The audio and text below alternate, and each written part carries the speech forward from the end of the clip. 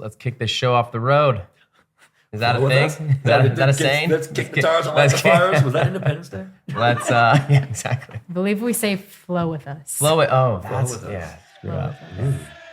State of flow. We're in a state of flow on this podcast. Luca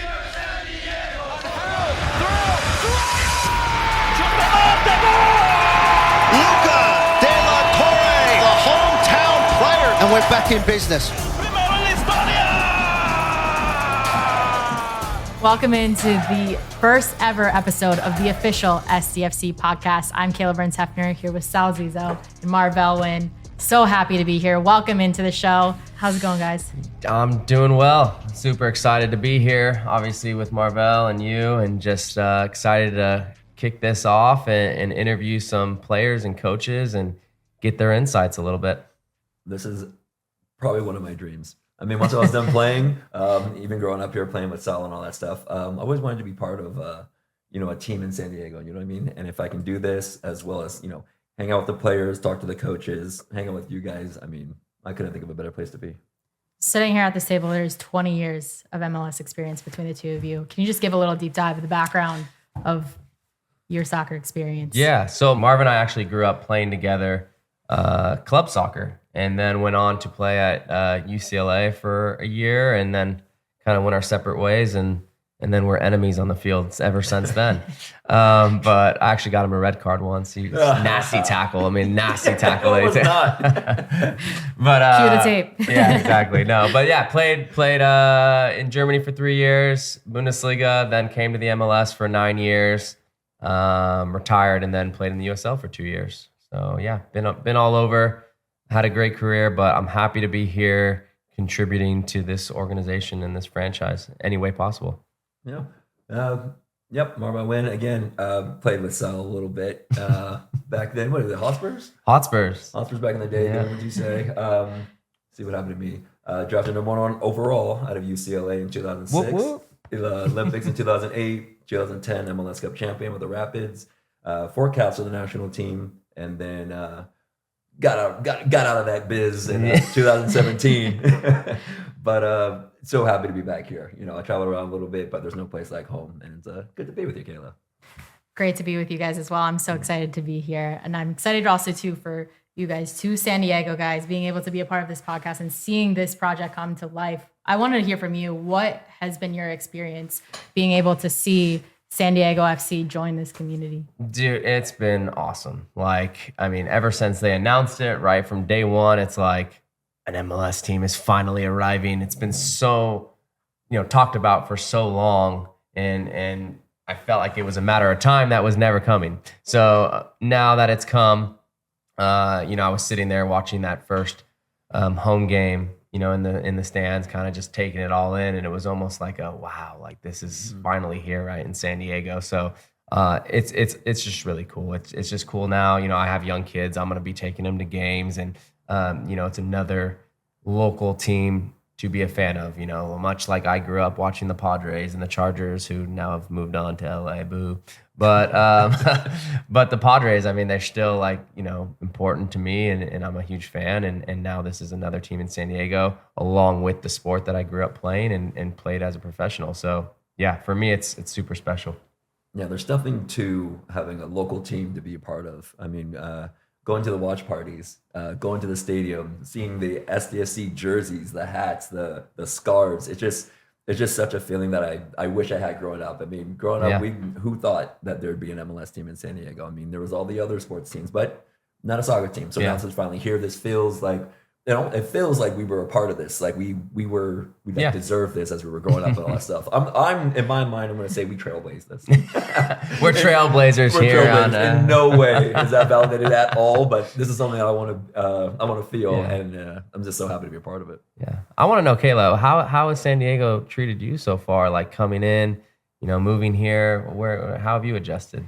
San Diego's been an absolute dream. This has been something that I've wanted to be a part of for so long since it was announced. I love expansion projects. I had the opportunity prior to my time here. I was at Cincinnati, and before that I was at ESPN for a while. And when I was at ESPN, I had the opportunity to be able to cover the launch of Charlotte FC, and being able to see just kind of the energy behind expansion projects.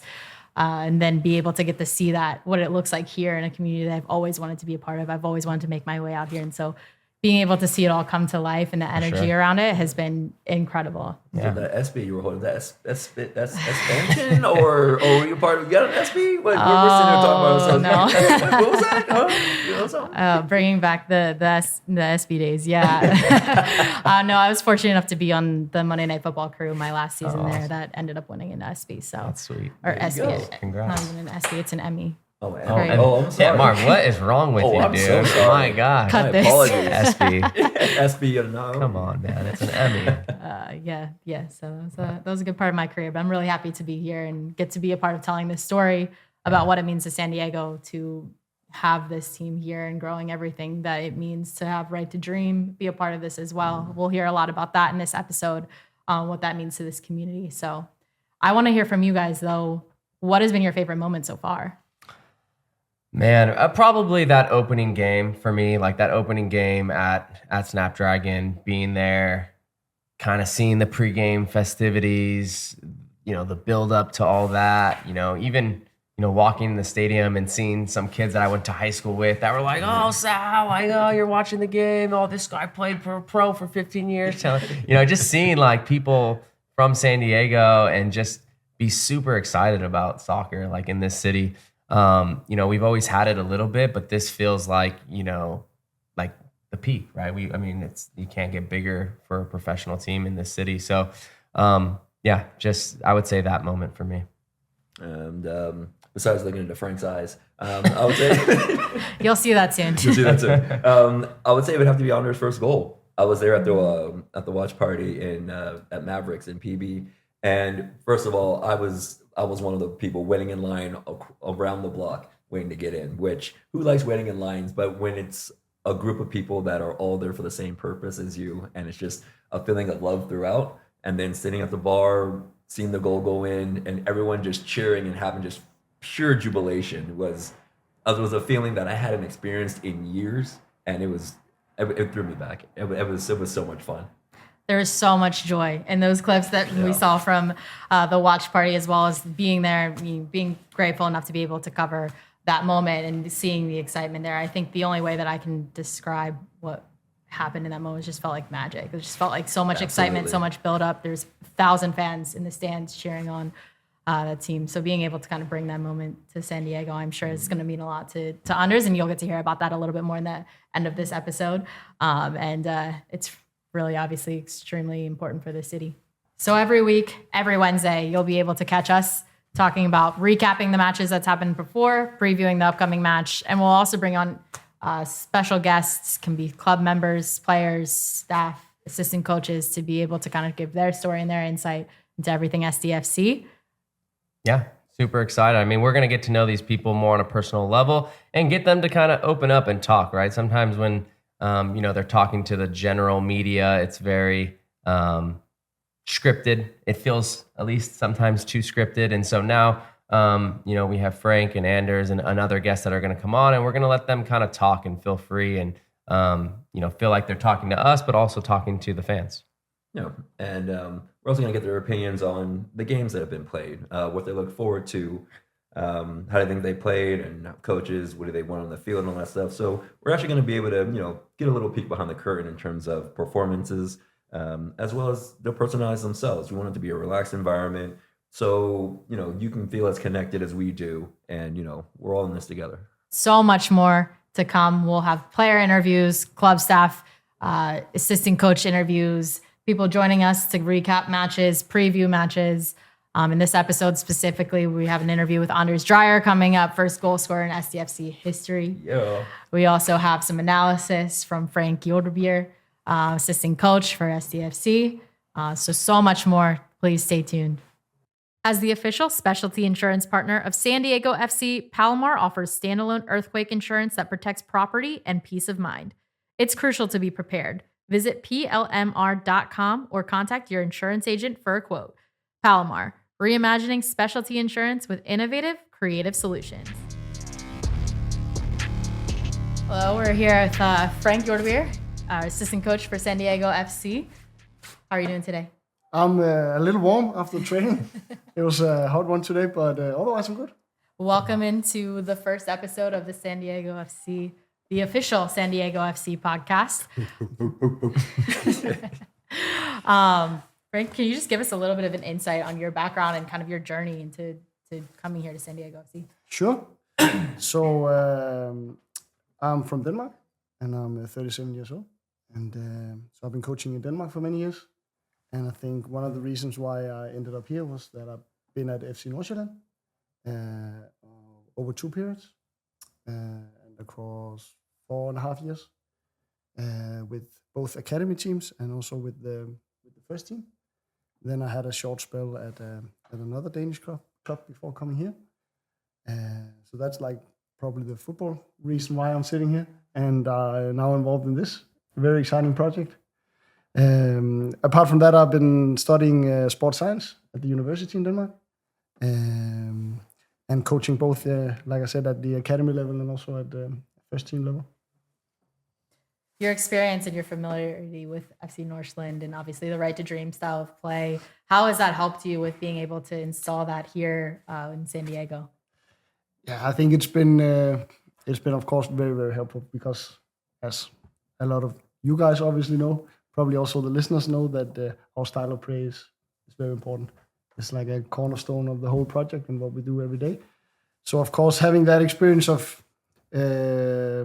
playing that way, training that way, developing players for that style of play is of course a valuable experience to have. And then we brought in a bunch of very, very brilliant guys to support all of that. And also make it its own, because despite we have a very distinct style of play and a very distinct way of doing things, and the organization have done that for many, many years, and it's a huge competitive advantage. We also need to make it San Diego on its own, with everything that has, from the community to the players we have here to the league, and that's also brand new for me. So it's about taking the best of what has built this great organization for many years, and then building upon that. Yeah, so you talk about the Right to Dream way and the style of play, right? Like the viewer watching a game knows, right? A lot of possession, keep the ball, play through the middle, these little things. But like, can you take us more into like a deep dive of what actually is the style of play, the Right to Dream way that you guys, Sure. brought over here from Denmark? So one of the key pillars is that it's built to develop players for top level. Okay. So the style of play is always defined by what we think the top teams will do, not now, but actually in 5 years' time. Okay. That's like a cornerstone of the style of play, is that we want to make the guys play in a way where we think we will give them the best chance of developing them into top players. Okay. So it's based on a lot of initiative, trying to impact the game in our favor in every phase of the game, not only with the ball but also without the ball. It needs to be with a lot of decision making, a lot of analyzing on the pitch, a lot of reading patterns and different situations. In order to play very fast, you need to be put in a situation multiple times, and that's where the training comes into play. Yeah. So we gotta make sure that everything we do on the training pitch resembles situations that we want in the game, that we want in our style of play, in order to play fast, both with and without the ball. But really a cornerstone is that it's for developing players for top level. Okay. That's the whole starting point of the style of play. Yeah. And that kind of ties into why you guys are so focused on, the youth in the academies and building them up from there, right? Because if you're able to teach them a lot of these things early in their career, then they become the top players that you're speaking about. Correct. Yeah. So what we say is, right now that's not the case here, but it will soon be, that the first team is the oldest academy team, right? Yeah. Because we do everything in the same way.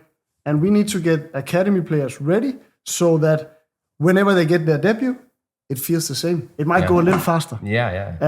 The spaces might be a little tighter. Yeah. But the structure is the same. The principles is the same. So if we get good enough at the academy side, we will also be able to integrate them faster. Yeah. That's what I think a lot of, fans maybe don't know yet is just how important the academy piece is going to be for SDFC, right? We're just building that off the ground now. So, how is it different from right now, right? You've had to build this team and be competitive in the first year, right? Without kind of that style where you're bringing the youth directly in from the academy where they've had 2-3 years of experience. Now you've brought in players, right? Yeah. From Denmark that are used to this style. How is that different than where it's been before? So for sure, it's a bigger challenge because here it's a lot of people at the same time needing to learn the whole thing. Yeah. Learn that. Yeah. And not only just know about it, but feel about it, also do it in a way where we can compete. Yeah. And usually what you do at FCN or different clubs that does some similar thing is when you bring a young guy in, he's maybe one out of 2 or 3 of the young guys trying to get integrated. But here it was everyone at the same time, plus including a coaching staff. Yeah. Including the whole medical side of things, the whole performance department.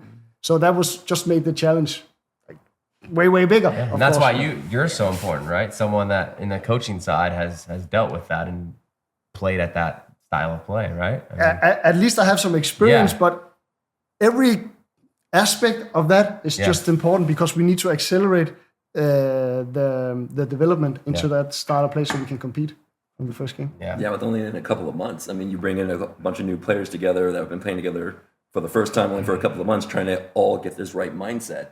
So if you've worked with the academy, you've worked with professional players that have been pro for several years, which group of players do you believe can adapt quicker?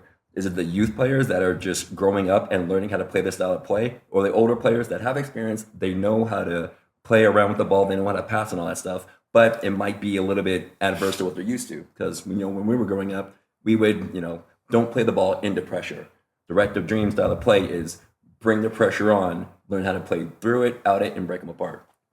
Yeah, so usually, and now it becomes very black and white, right? But usually you could say like an older player with more experience, he's very set in all his habits on the pitch, right? So he's been doing things that he's done for more than 20 years, scanning in a certain way, looking for a certain pass in a certain way, positioning himself in a certain way. So usually what you do is you will have to need to break that down at one point first, and then rebuild it again with the new principles. But every player is different. So for some, it feels very, very natural.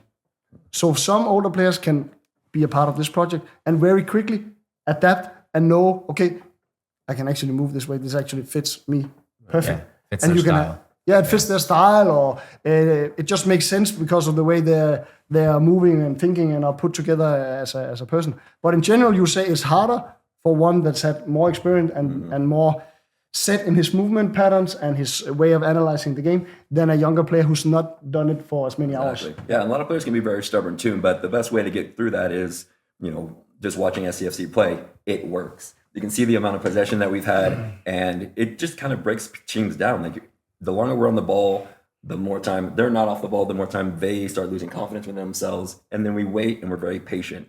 The way that the Right to Dream style of play is, the direct balls through the back is almost a last resort. You almost want to bring players to you, play around, play through. Is that right? So actually, every time we can break the last line of the defenders in a constructive way, we want to do that. But we are probably more critical about how that looks like in a constructive way than other teams. Because we need to do it in a way where we can still be on top in the next situation. So we need to do it. So let's say, for example, we're building up with our center backs. We're getting the opponents close to us. We also bring ourselves close to us. So if we bring that ball to the last line too many times early on, we will not have players ready for the next phase of play. But of course, we can play directly in behind and have a 1v1 with the keeper. We will always look for that.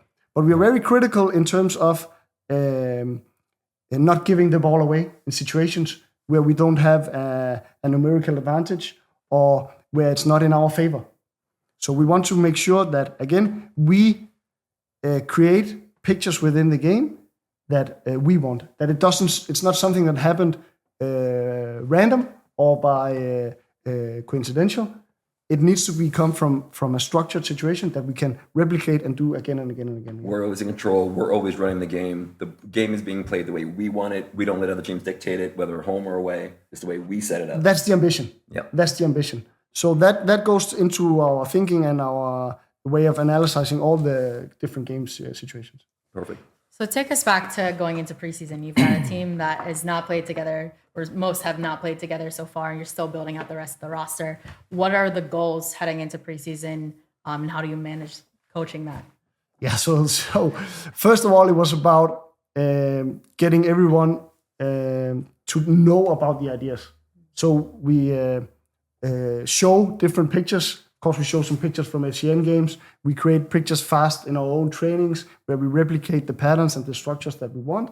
And then we take it from basic principles first, both on and off the ball. And then we go into more sub-principles as the preseason develops. And also as we play the games.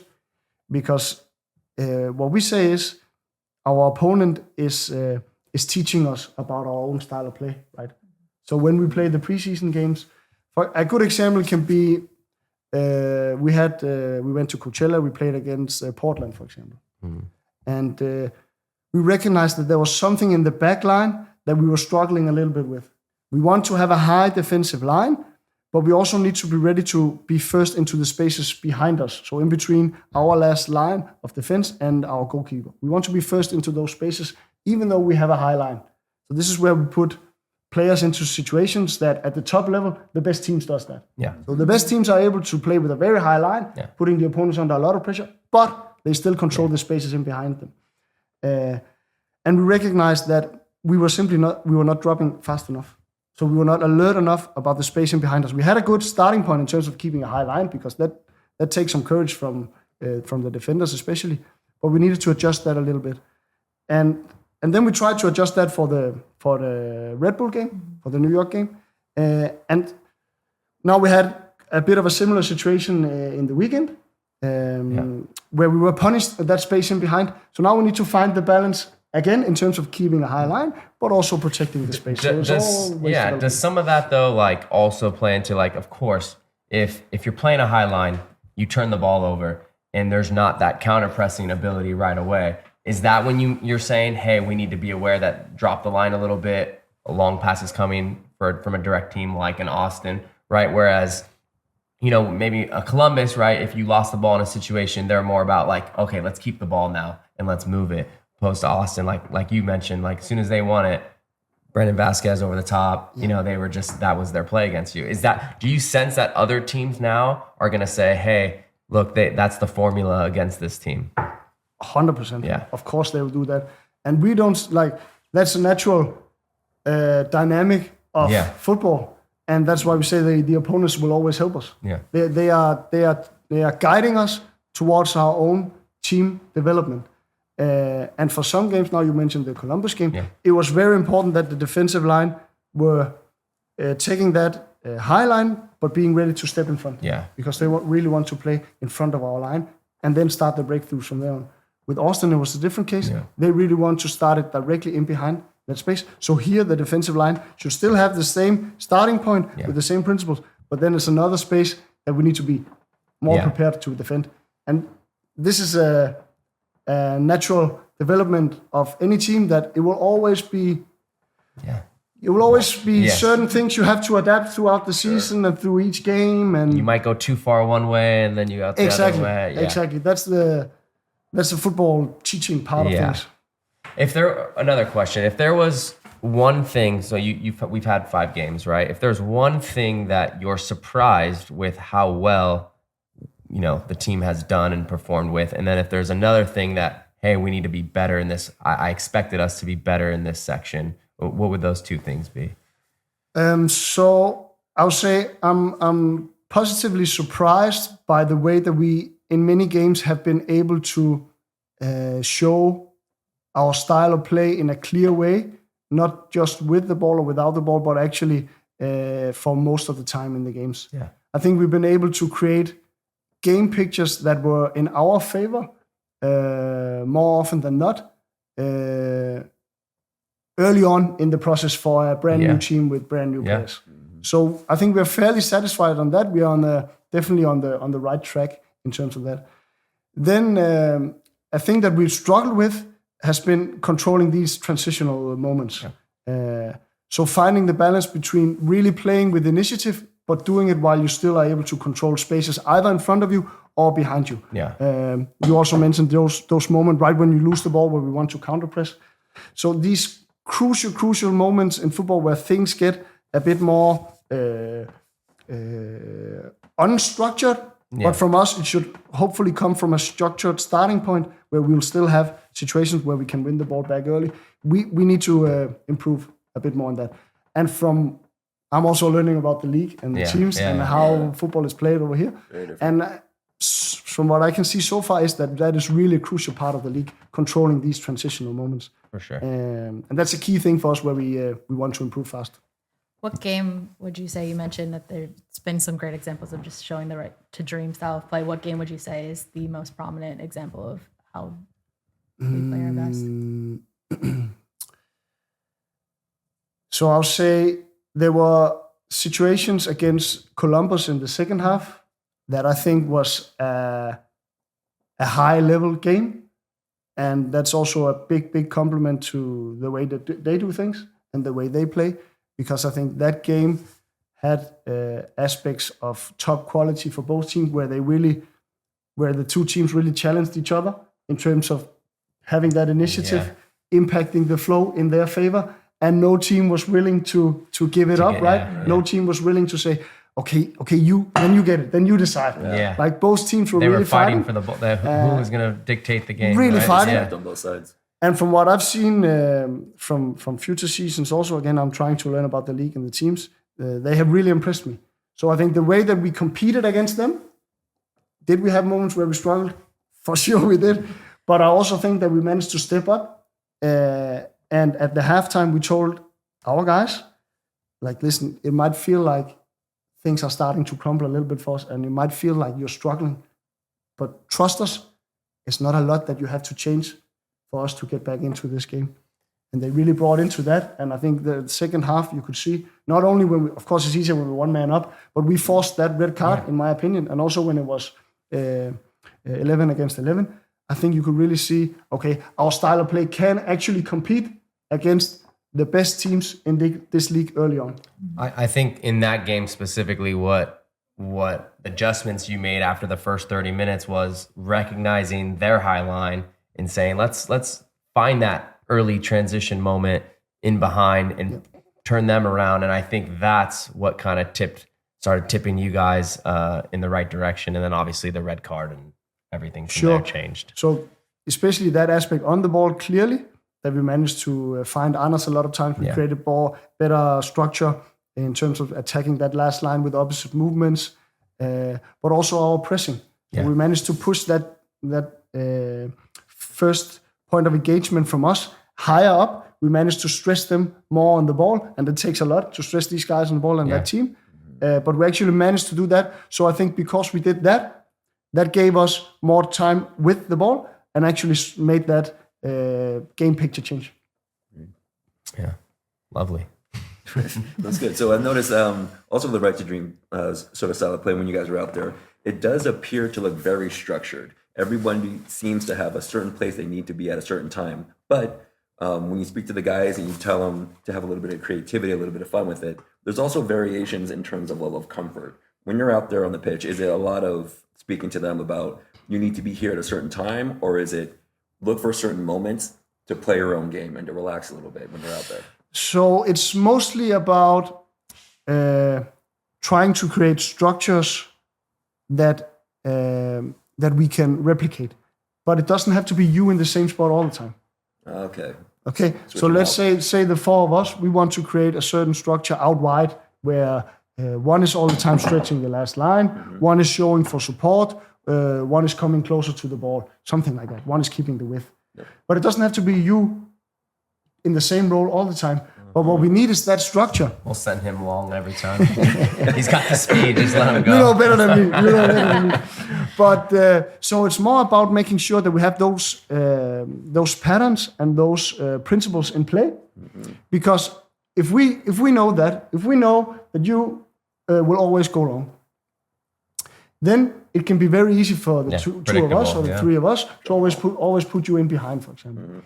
But what we want is a style of play where the four of us, we are predictable enough to play fast, but it's also unpredictable for the opponent what's going to happen. Yeah. So if it's you all the time, then they'll see, okay, just beware. Drop off. He's running in behind. You just drop off every time he does it. But if we suddenly can have multiple players doing the same, we will know what to look for, because it's the same thing that happens, but it can sometimes come from the inside. Yeah. Or sometimes it comes more from behind. So that is where everything we do should...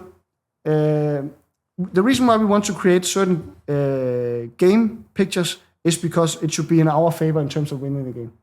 So we believe if we train in a certain way and we're able to put that into play in the games, we should be better than the opponents, right? Because we used to do it. We do it more times than them. Yeah, you've seen it. We've seen it. Yeah. We tried it. We train it. We improve it. But if we give the initiative to them and they decide what kind of game picture it is, then they're probably better than us. I mean, it goes back to, honestly, it goes back to like youth soccer, right? Like sometimes you see the decisions that some of these kids make and you're like, how can they not see to like just pull the ball back in that situation? You're not going to win it, right? And it's like, well, you know, as players, we've been in that situation. We've seen that picture 2,000 times on the field, right? Where maybe they've seen it 30 times. So for them, they're not keen on knowing what to do in that situation. I think what you're saying basically is like the more we can put them in situations that it clicks in their head and they recognize, okay, we're in that moment on the field. Now let's do our thing. And then and another key part is, because you mentioned this about creativity.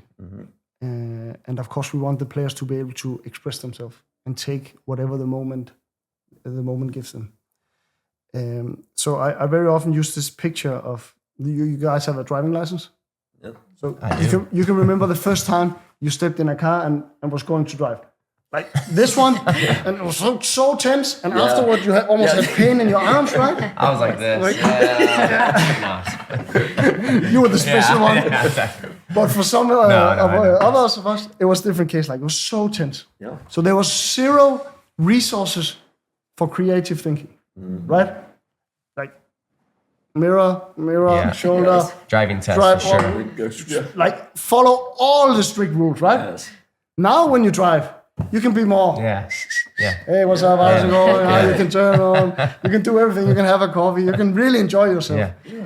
So we need to train in a way where when we get out and play the game, we have a little bit of that feeling, because then we have the resources for those creative moments. So familiarity breeds confidence, brings variation.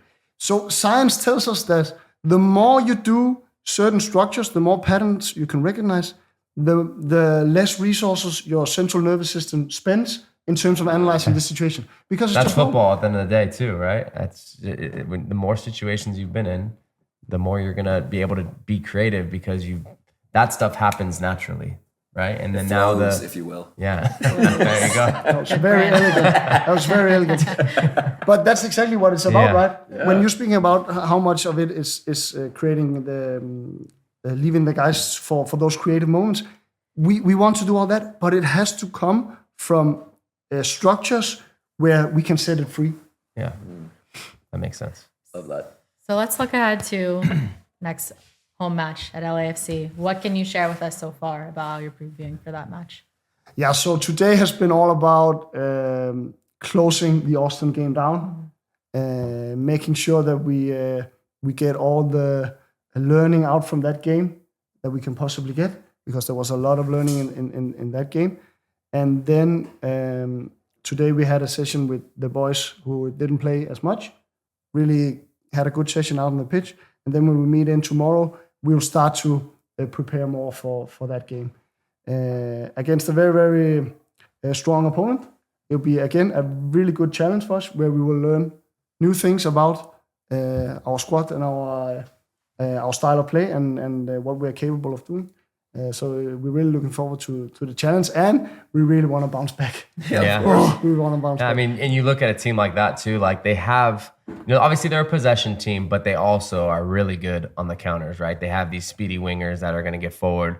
Hollingshead's very good at getting in the box forward from the left side. So I think it'll be a good test. And obviously you said it yourself, they're going to look at the film and say, hey, this is what beat SDFC. This is what they struggled against. Let's try and replicate it, not entirely. Let's take pieces and parts of it and try to exploit them. But that's the cat and mouse game that you guys are going to have. 100%. Yeah. And that's why, again, there will not be a single team arriving at Snapdragon where we say, okay, these guys, we'll let them take the initiative. Yeah. They have to fight for it against us. Yes. No matter what we just faced, no matter who they are and what they do, we will push that battle. We want that battle. That's what we want to see in every game. That, for me, that's the most impressive piece, right? Because an expansion team, I was part of an expansion team. Marv was as well. For you to put the game on your terms in the first year of the club, in the first few games, and to lead the league in possession, I mean, that says it. That says it all. That's for me already, high praise and accomplishment. But also something we talked with Anders about was, how cool is it that, when the team goes a goal down, there's still that belief to stick to that style of play and it'll come out. So even in a game where it felt like it could have got away at some point, Luca Del Toro gets that goal and now suddenly you guys are in the game, pushing the game. And so that for me has been the most impressive piece, is just for being together in such a short time to be able to stick together in the tough moments and not just fold. For me, that's crazy how quickly that's come along. But it is a crucial part, because every second of the game is a chance for us to express ourselves, for us to connect with the fans, with the community, and to be a clear picture of what San Diego is and what Right to Dream is. And we cannot take that for granted, and we cannot waste a second. So unluckily, we've had situations now where it's one goal down. Yeah. But I can assure you will see the same when we're one up or two up. We will keep pushing, because that's what we do, and that's what's really important for us. Yeah. One thing that I would think about, if for any opponent about to play SDFC, just the way that you speak about how you watch games and then you learn that there's something to learn from every game.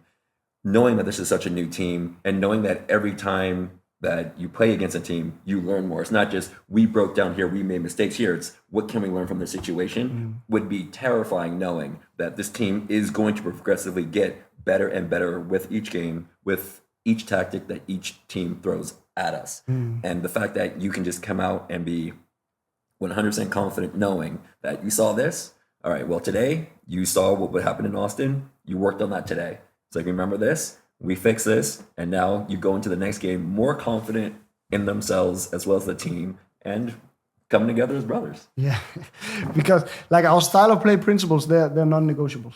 They're non-negotiables. It's secure. It's a cornerstone of what all this is built on. So we will never change that, but we will adapt, and we will make sure that we are able to play different kinds of games within our principles. Yeah, that makes sense. You mentioned the fans and the community. You're new to San Diego. What's just been your overall impression about this city, and specifically America's the supporters? finest city, And, the best what you've city in the experienced. country. I haven't been to that many, but I really have it as my favorite so far. You don't need to go there. Honestly, you don't need to go. We're here. Yeah. No, it's been really great. Of course, we can feel the whole vibe in the city. We definitely can feel the vibe in the stadium, and it's something that really means a lot to us. It's something that Mikey speaks about every time he has the chance to speak for the team. So everyone that's involved in the stadium or supports us in the town, they should all know that it really matters, and we can really feel it. That's great. Awesome. Good stuff. Thank you. Frank, thank you so much for joining us. Thanks for having me. I absolutely love that. Like, the whole breaking down the philosophy, and just how much do we wish that we had that back in the day. I mean, before, growing up, it was just more like, you play a certain position, you do a certain thing, like you have your one spot and that's it, let alone this is a whole team experience, a whole team effort. So you know what they're doing, they know what you're doing, and then you can just almost make up for other teams' lapses, or you can help them play the best that they can by supporting them, and just the whole idea of being one. Marv was falling in love. I think he was Googling how to change his birth certificate to 10 years younger so he could play out here. I mean, and Marv actually had a full beard at 16 anyway, so he could probably pull it off. You had the stash? This one had the stash, and it wouldn't connect right here. It wasn't No, honestly, what he had to say was it was really cool to see how detailed, right, the whole Right to Dream way is, because I think sometimes, like Marv mentioned, like when we played, it's gotten more and more detailed, some of these philosophies that teams have, and it's now come to this, but I don't think it's like over the top. I think they're doing it in a good way, because I think what he said, which was kind of an important piece, was like soccer changes every 5 years. Marv and I were talking about it before, like, pressing was super in, and then certain formations become really popular for a few years. And so, what Frank was alluding to was like, look, we're trying to almost predict of how our team's going to start playing in the next 5 years, and start to adapt that now, which I thought was like really cool. And obviously they were going to start that with the young academies so that they're, off and running. And, they've shown the commitment to playing young players, right? They just debuted a 16-year-old this past weekend in Austin. So, they followed through with everything they've said, and it is really cool to see in San Diego. Agreed. It's like they also have a realistic output, knowing that there's going to be mistakes in every game and whatnot. So as opposed to teams saying, we're going to play this way and it's going to be perfect. If we play our way, then we're never going to be under pressure. Everything's going to go well. But this way, it's, be familiar with pressure coming at you, and this is how you play out of it comfortably. And then you can just go about it, and everything's on our terms. Oh, that was great. Yeah. We heard a little bit from Frank about what to expect in LAFC. I want to hear from you guys. What are you thinking about this big matchup in the Western Conference this weekend? Yeah, look, for me, LAFC has been kind of a perennial top team in the MLS. And in a lot of ways, right, like SDFC wants to have the type of success that LAFC had right off the bat. And so, like, it's a cool game, right? There's still that LA-San Diego rivalry. But when we're talking tactics on the field, this is also like a game that is going to test SDFC in a lot of ways, right? I think you saw against Austin when a team played direct, and I wouldn't say Austin was necessarily like, that's their style, Austin, right? Is that like direct play to a big target forward, where I think LAFC is a little bit more calculated with their counterattacks. They're still, they're more of a... They're still a possession team, right? They're still top 10 in possession, whereas Austin's towards the bottom. But they do have some speedy wingers. They have some guys that can really test the back line of SDFC. And so you heard Frank talk about it. Like, that's a talking point. That's always going to be, a tough thing when you play a high line, is how good are we counter pressing, not allowing that pass behind, but then how quickly can we adjust to drop maybe a second or half second earlier to win those foot races between the goalkeeper and your back line. Yeah, there might be a full gamut of the way MLS teams play within these last 3 games, with Columbus being very possessive, wanted to just basically dribble the way into a goal. Austin kind of just wanted to go over the top and get it. LAFC does have a good little balance of it. Yeah. They'll possess the ball, but they look to release at the right time. So they're very patient, but I think this is also going to be a very physical game. There's going to be a couple elbows thrown, a few shoulders, but I think we're up to the challenge for sure. Yeah. What do you guys want to see out of this match?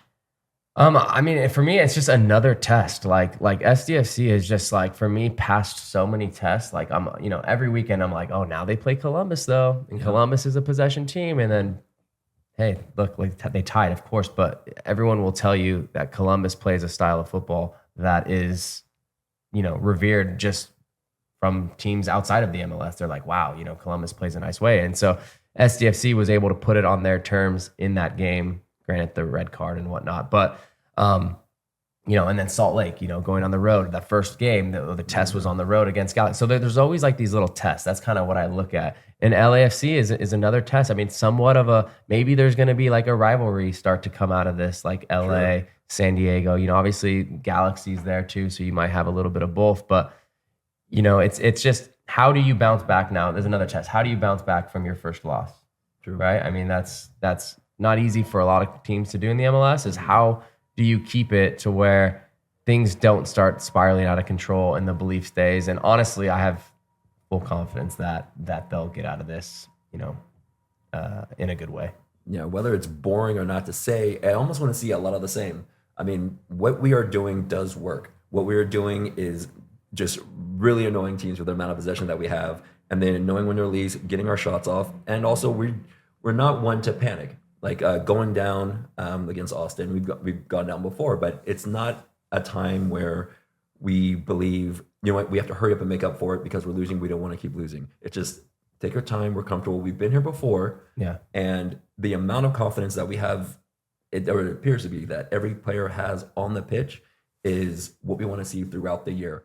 Again, an expansion side coming out within the first 5 games with this record, with this amount of possession, I can only see things getting better. And I think every single game, no matter the opponent, we're going to see us playing like the way we do, and it just become more crisp, and we get more chances, even more possession, and then more points. Yeah. Like that, Marv. I'd like to see what the stadium looks like after a home win. Ooh. Yeah. No, and we haven't seen that yet for sure. And so that's going to be a cool moment in SDFC history.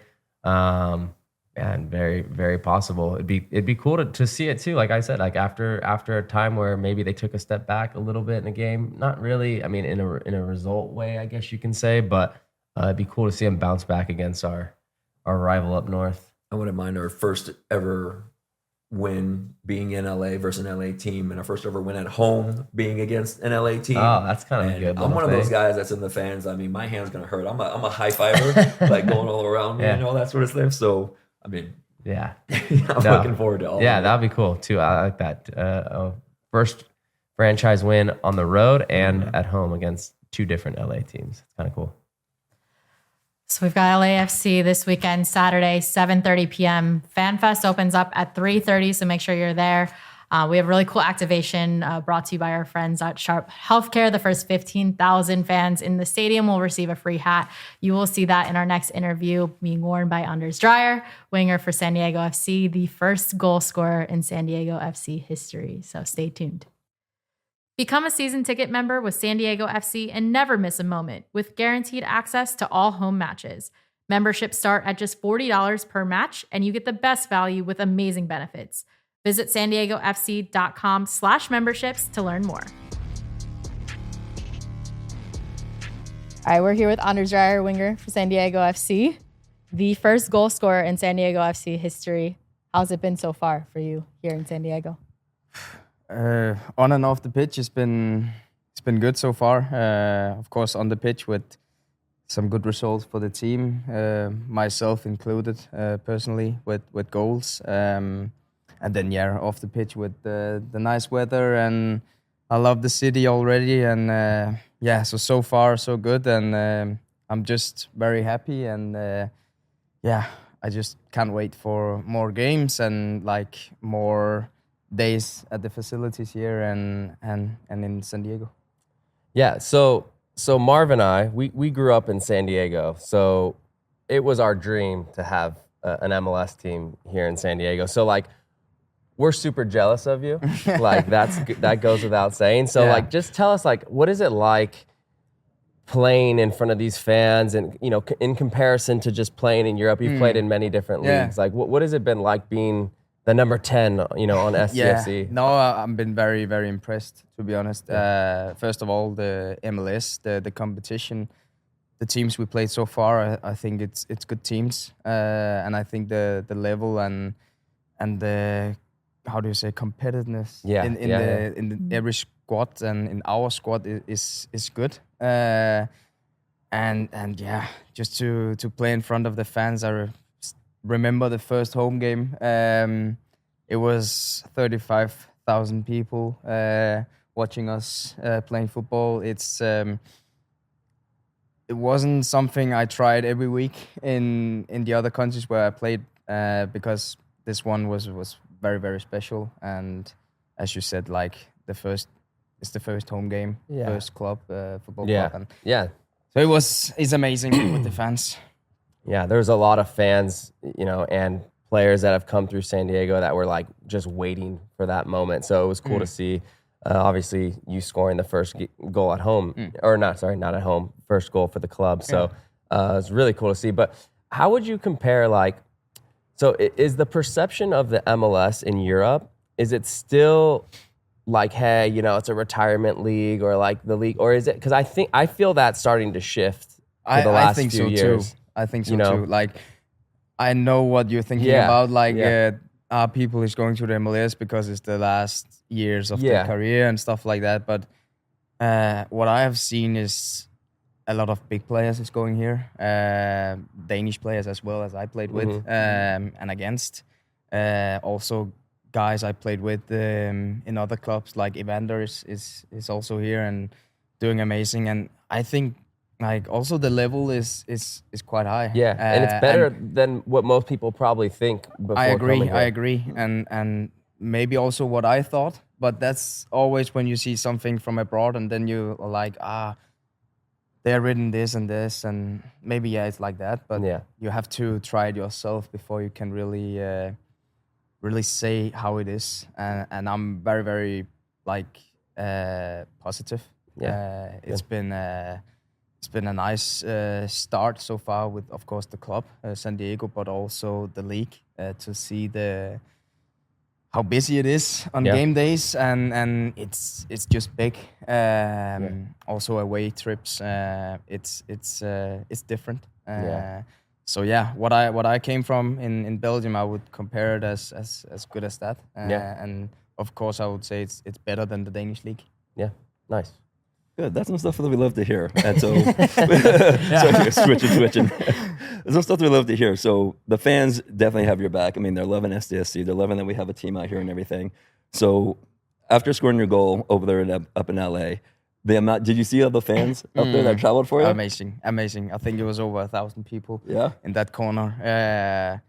It's still a moment I will never forget. I think it was unbelievable, and I think I first recognized it like maybe after the game how big it was, with so many fans away, and first game of the history for the club, and to be a part of that is just amazing to write that story. And I think it will be maybe someday when I stop playing football and I really look at things I've done and so on so far, then this is maybe one of the biggest things so far. Well, I love that, and I hope so, because you are etched in history. Exactly. This can never be taken back. No. This can never be changed. You are SDFC history, and we love it. We're happy for you.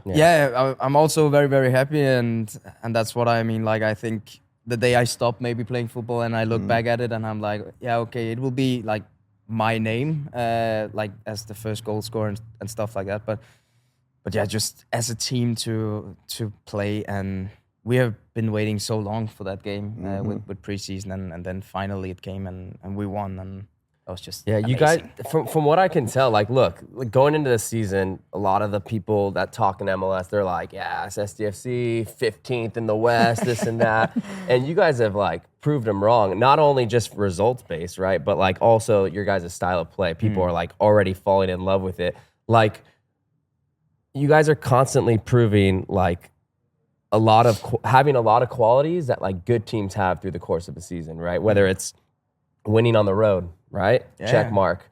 Winning against the former MLS Cup champions, you know, it's so many things. So like, can you touch on like coming into the season, like what were your guys' expectations as a team? You know, like we've been on teams, you keep it internal, you kind of know the quality you guys have. Did you guys ignore that stuff, or did that stuff kind of motivate you guys a little bit? No, I think like I also heard about that. Like they make a power ranking or something like that, and they put us as 15 or 30, like of everybody. But I think that's how it is, and I think it motivates you as a player. Personally, me as a player, also the away game against Salt Lake, where the fans was whistling at me like going for a corner and stuff like that. Is motivating me, and I think like the group we have here, it's early days still, but but that feeling I think we had after our training camp in Coachella with the last friendly game against New York Yeah. was the game where we really were okay. This Yeah. is like we can really Pressure was a little bit. You started we clicking. can build on and, this, yeah. and we can see what we can do at the damage to other teams. Yeah.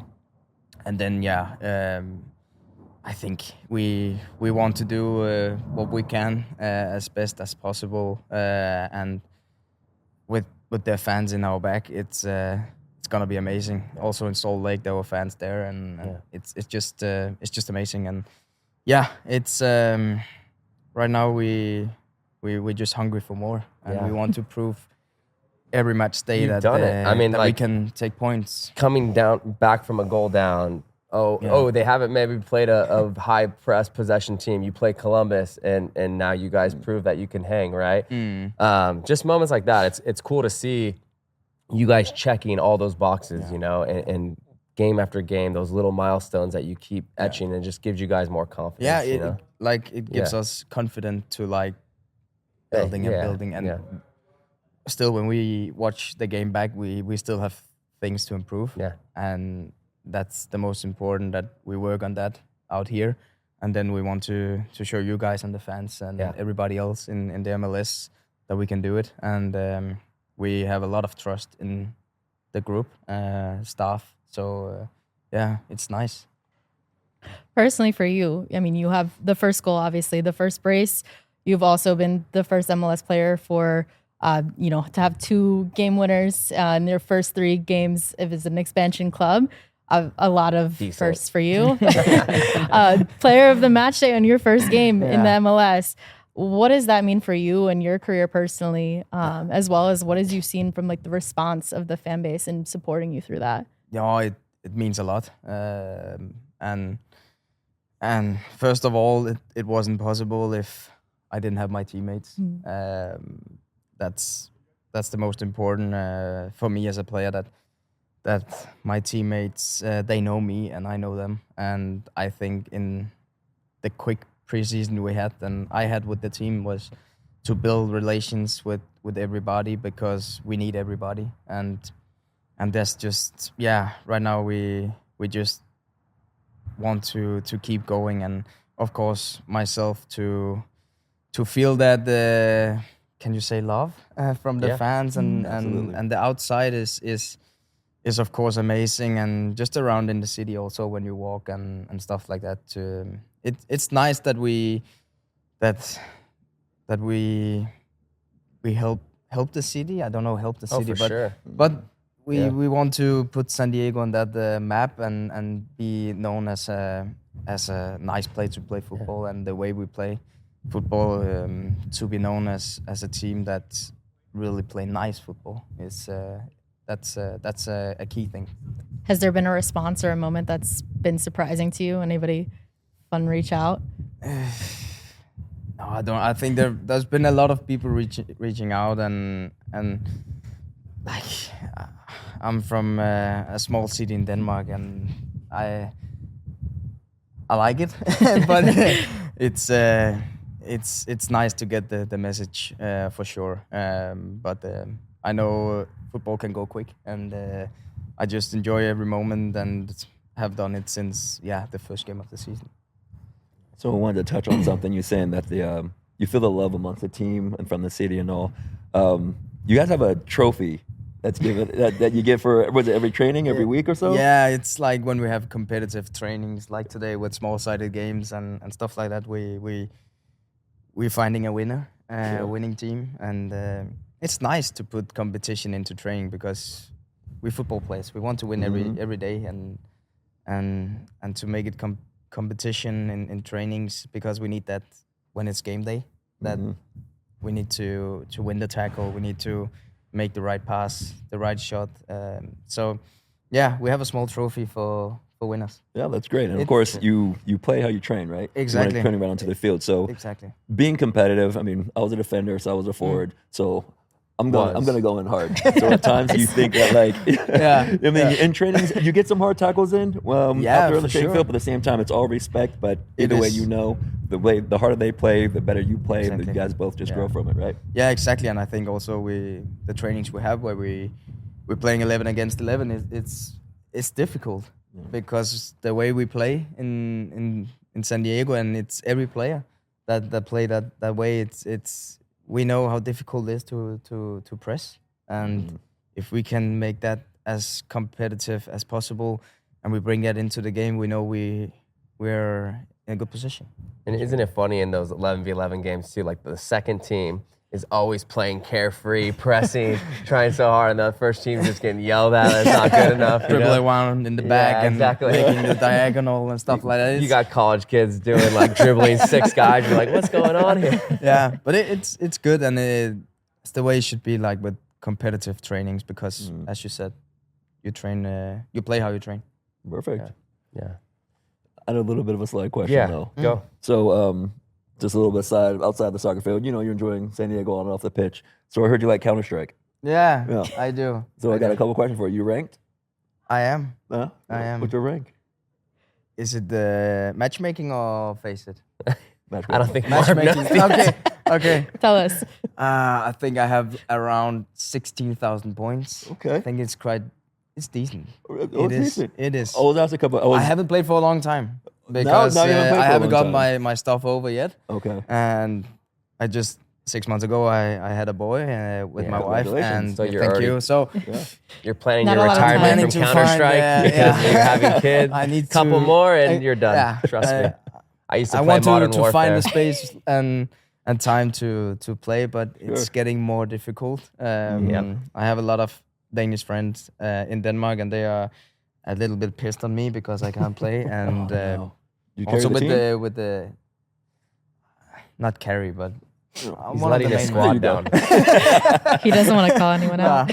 And then with the time difference. Yeah. It's like 9-10 hours, so it's getting a little bit difficult. But hopefully, I can find a way to play some Counter-Strike. Get back in there, all right, man. Where have you been? So you're just now moving everything in from now been here a few months. Are you where in the city have you been? Enjoyed any places or? I like to explore cities where I'm at, and I've been in downtown, but I'm also like right now I'm living in Pacific Beach, and so I like the area PB and La Jolla a lot to walk around and just chill, have a coffee, and on days off. And with the weather, it's so nice with walking around in a t-shirt, and you don't need to have a lot of clothes with like my boy don't need to be packed in all of different, except for last week, right? Yeah, exactly. But no, it's nice, and we enjoy it a lot. That's good. Good. We really do. For those who don't know, kind of give us a little bit of a background on where you've been. Quite different from landscape from San Diego. Just give us a little overview on what your career has been like and where all you've lived. And But first of all, I started my career in a team called Hjortebjerg in Denmark and went down with them. Then we promoted, and in that season I was doing pretty well and was sold to Brighton in England. I was in Brighton for half a year, and then I went on loan to Scotland for half a year until the summer. And then the new season starts. Went on another loan to Holland, Heerenveen. And then it was January 2020. I went back to Denmark. Like to, how do you say it, like kickstart the career again, like get some minutes, play a lot, and we were doing great. And in Midtjylland, the team I came from, and then we won the championship in Denmark. The year I came back, the next year we played the Champions League and have a lot of like nice memories. Of course, it was COVID at that time, so playing away against Liverpool and Ajax without fans was not so nice, but it was still nice. Yes. But missed a little bit. And then 2022, I was or 21. I was sold to Russia, and then of course something happened in Ukraine and stuff like that, and I went back again to Denmark to Midtjylland and played there for a year, and then 2 years ago I went to Anderlecht in Belgium. I was there for 2 years, had an amazing time in Anderlecht, but of course sometimes as a footballer, maybe like then you feel at some points the roads have to split and ready for the next. Yeah, exactly. And then I was so happy that San Diego, and I know the project Right to Dream from Nordsjælland, which I played a lot of times against, and the way they play has always been a way I was looking at and thinking, wow, that must be fun, to play that way of football. And and then this opportunity came, and it was a no-brainer, and now I'm here. It sounds like I'm maybe 33 years old, but I'm still 26, and I tried a lot, and it's also now when I look at it, but still time flies. It goes quick, and I'm just enjoying every day. And as Mikey always say, like waking up in the morning and just look in the mirror and think like you're a footballer and that's the best job in the world. It's so important, and I think that's a thing to really think about because I'm not 21. But you remember, right? It goes. But fast, I remember so. as a 21 years old. But enjoy every day, literally, and just be happy because being a footballer is the best job in the world, I think. Yeah, I would say so. So you talked about Mikey. Is his whole process like the theme of SDFC is flow? Like you want to flow, you want to be happy, you want to go with things. So in the locker room, does he try to have the guys on and off the pitch just kind of be grateful, but at the same time try to bring their best no matter what they do, where they go, and whatever opportunities arise? Yeah, no, listen, I think Mikey have done a very, very good job on this time of a period with a new team, and just the way we he's handling the situations like before games, after games. I like that. That also he can be tough if things are not good enough, because I know we played Columbus Crew, but we still were in the dressing room like maybe a little bit disappointed not getting 3 points. Not only because maybe. They had the red card, but still before that we created a lot of chances, and still that he comes in and can be a little bit tough about that, and always wants to do better. I really like that. So you don't have a coach who is satisfying because we haven't lost and stuff like that. But we want more every day, and that's also why I think the trophy is important. We have in training to bring that in and to embrace the competition, which is important. He would kind of have to be kind of tough because, as Sal and I were talking, when we watch you guys play, we see the traps that you set, and we see you guys work as a unit, as well as you being a forward, being a winger, being able to go up and down all the time, and being able to score late. It sounds like either through your whole career, your whole process, knowing that things take time, and sometimes not everything's going to go your way. You'll get traded here. You got to mix and match and things. Yeah. Seems like in the heart of SDFC is work as a unit and keep fighting till the very end. Yeah, exactly. And I think the word you use, the unity, is so important, because the way we want to play, we need to be that. And it's in the build-up, but it's especially also in our press. When we want to go high, we have to be a unity. We have to go together as one.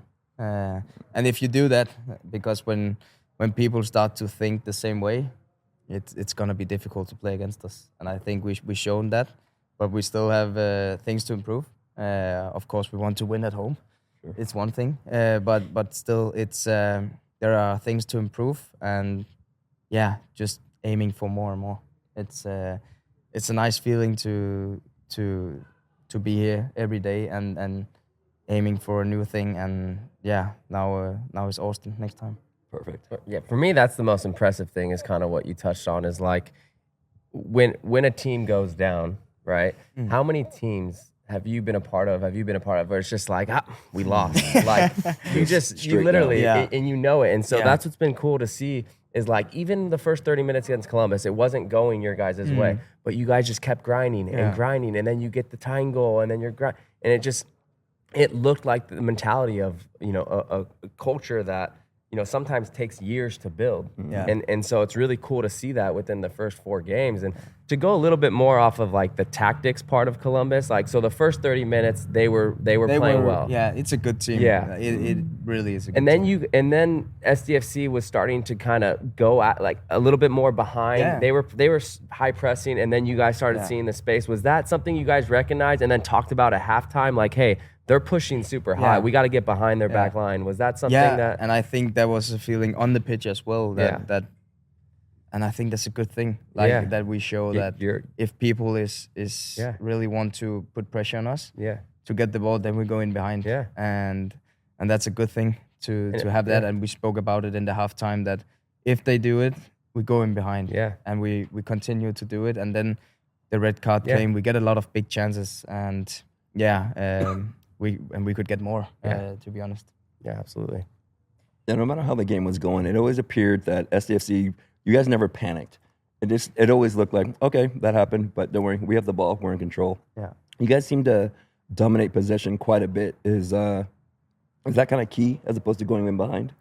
Yeah, I think so. But also to attract them out of their positions, and then sometimes it's me dropping low, but maybe a lot of times against Columbus, I was staying high to go in behind to stretch them, and then we could find other players in behind. So it's a mix, and that's also the philosophy that if they really want to do that, then we just use in behind and go from there.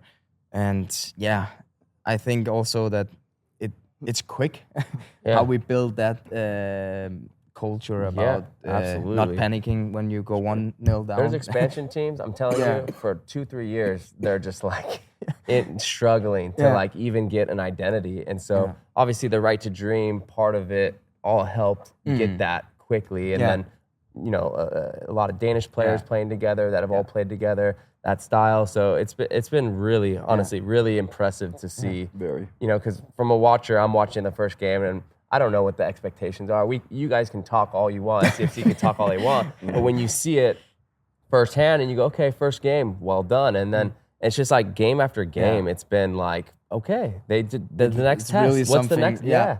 It's been cool to see. Yeah, really. and I think, that's just, it's also maybe surprising me a little bit that like the things that went so quick.